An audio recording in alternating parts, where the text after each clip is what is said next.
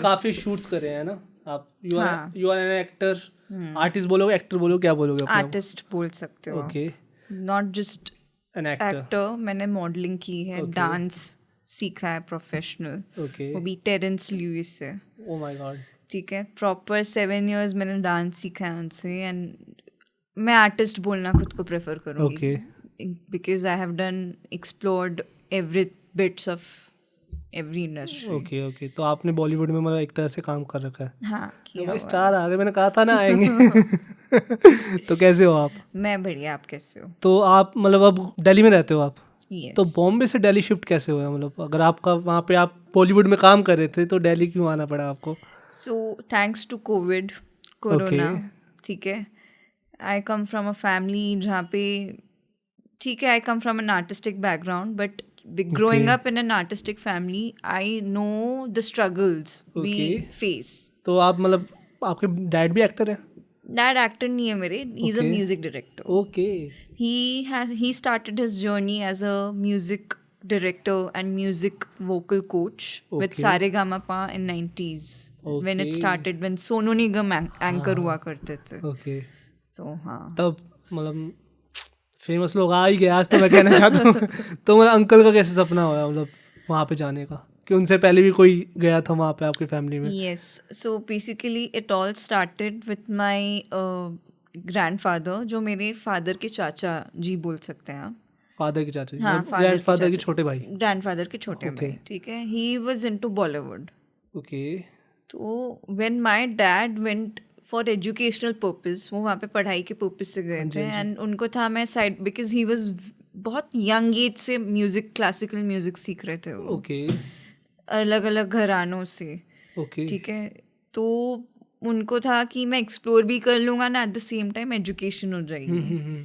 तो वहाँ मुंबई में वो केसी कॉलेज में पढ़े हैं, वहाँ से उन्होंने एजुकेशन की है। And at the same time उन्होंने AIR के लिए काम किया, ऑल इंडिया रेडियो के लिए। ओके एंड उससे स्टार्ट करते करते उन्होंने छोटे छोटे ऐसे सीरियल्स, सिंगर्स थी सविता घुमन, पंजाब की बहुत फेमस, ओके उनके कैसेट के लिए या उनके सॉन्ग के गाने लिखने शुरू किए। ओके। सो कंपोज करना शुरू किया। कंपोज भी करते थे, लिखते भी थे, लिखते भी थे। म्यूजिक प्रोडक्शन भी करते थे? प्रोडक्शन T सीरीज कर लेती थी, डिपेंड्स किस लेवल में है। सो काम किया, फिर ऐसे करते करते ही got his hands on Saregamapa. Okay उन दिनों ओके, सीरी बीच में बोलने लगी, सॉरी। It's okay. हाँ जी। सो उन दिनों जी सारेगामापा शुरू कर रहा था। इनिशियली जी टीवी का प्लान था दैट हम ऑल ओवर द वर्ल्ड जितने भी सिंगर्स हैं उन्हें यूनाइट करके एक शो बनाएंगे, सिंगिंग शो। ओके, क्या नाम था उसका? सारेगामापा। अच्छा, उसी के बारे में बात कर रहे हो? But कोई और शो then, है? नहीं, उसी के बारे में बात कर रही हूँ। फिर उन्होंने सोचा पहले डोमेस्टिक लेवल पे करके देखते हैं, फिर इंटरनेशनल लेवल पे करेंगे। तो ऑल ओवर द सीरीज जितने भी कंटेस्टेंट्स आते हैं उनकी वोकल ट्रेनिंग करना, उनको रियाज कराना, उनको नेक्स्ट शो के लिए ट्रेन करना was my dad's job. Okay, ठीक है। तो इसके चलते उन्होंने बहुत सारे आर्टिस्ट, तो मिले भी होंगे, काफी आर्टिस्ट डायमंड्स मिले भी ढूंढे होंगे। उन्होंने। श्रेया घोषाल को ओके वो किया था, ऑडिशन लिया था।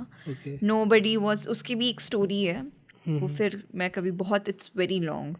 सो नोबडी उसका वाज, अलग से पॉडकास्ट करेंगे हम, हाँ। ठीक है। सो शी वाज बेसिकली, उनका ऑडिशन का शो रील ही नहीं देखा था, पहले लोग रिकॉर्ड करके कैसेट बेचते थे अपना एज एन ऑडिशन। तो उनका ऑडिशन हो गया, लास्ट में उनका एक कैसेट था वो गिर गया था। तो टाइम हो रहा था, सबने बोला अब छोड़ो, एक ही तो कैसेट है, कल देख लेंगे, ना भी देखे, हमें जितने चाहिए थे हम सिलेक्ट कर चुके हैं। तो मेरे फादर ने बोला आई थिंक नहीं, हमें करना चाहिए बिकॉज दैट्स आवर जॉब। तो उन्होंने कैसेट उठाया, गाना सुना, और जैसे ही वो बच्ची की आवाज़ सुनी वो इतनी ब्यूटीफुल थी, पापा ने बोला इसका तो लेना है, इसको तो लेना है। So that's how Shreya Ghoshal came in picture. फिर कुणाल गांजावाला, हाँ ठीक है, ये सब लोग थे जिनको थ्रू अंताक्षरी, थ्रू सारेगामापा उन्होंने ऑडिशन फेम मिला, लेके, एक यस, काम मिला एक तरह से। Yes, okay, yes. सो आप बता रहे हो कि आपके डैड किसी चाचा, आपके डैड के चाचा की वजह से गए थे वहाँ पे, या एंड उनका क्या नाम है? उनका नाम था सत्यन कप्पू। सत्यन कप्पू ही जो शोले में क्या कहते शोले में थे, जंजीर में थे, दीवार में थे, and he has done 350+ movies इन बॉलीवुड। काफी मूवीज में मैंने शायद देखा है।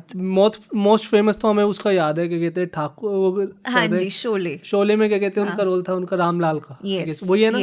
Okay okay. Yes yes. तो मतलब वो उनसे तो उस नाम से तो सारे जानते हैं रामलाल के रोल से। यस, तो वो आपके दादाजी के सगे भाई हैं? यस। ओके। सो या, तो आप उनसे मतलब मिलते ही रहते होगे आप उनसे, क्या है? मैं बहुत ही छोटी थी, but I have memories of him like in snippets, but मुझे ज़्यादातर बातें मम्मी पापा जो बताते हैं, एंड बिकॉज हमारे पास इतनी फोटोज़ हैं, हर बर्थडे पार्टीज़ में वो आते थे। सो आई बिलीव हर तस्वीर की एक कहानी होती है। हाँ जी। सो मैं एज अ ह्यूमन बीइंग बहुत क्यूरियस हूँ।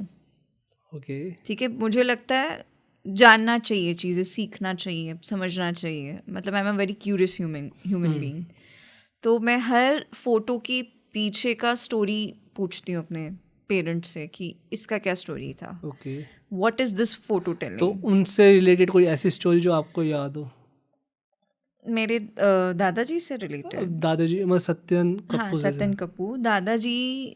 हम उन्हें क्योंकि ही वाज दादाजी। हाँ, दादाजी only, बुलाओगे हाँ, आप, ठीक है। ठीक है। तो उनसे रिलेटेड यही मेमोरीज हैं that he was a very fun loving guy. वो उनको कैरेक्टर्स ऐसे मिलते थे। तो पापा उनके बारे में बताते थे कि आफ्टर शूट जो पार्टीज होती थी, हाउ फन ही वाज। घर में लोग आते थे, एक्टर्स आते थे। ओके।